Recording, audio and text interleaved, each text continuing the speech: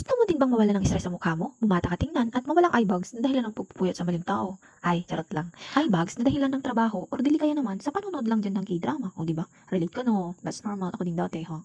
Andito na ang solusyon mga ante. Ang 3-in-1 face massager.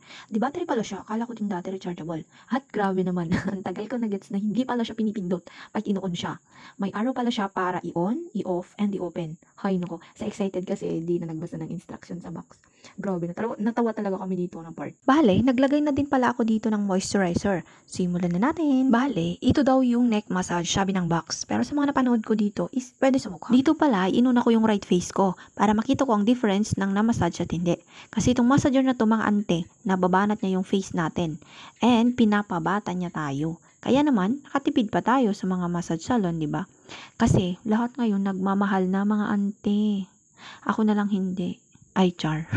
At ito na guys, tignan nyo naman, first na gamit pa lang yan, may difference na, tignan nyo po. At ito naman yung eye massage natin na nakakatulong para ma-circulate na maayos yung mga nasa ilalim ng mata natin na ebidensya ng stress at pagod natin mga ante. At tignan nyo guys yung aking eye bag, ganyan po siya guys yung eye bags ko, may nabago naman konti. Ayan, unang gamit pa lang yan ng massager. At ito naman yung pabilog, sabi sa box, ito daw yung pang facial massage. And pwede to sa mga ilong, yan sa mga pa-curve-curve sa ating mukha.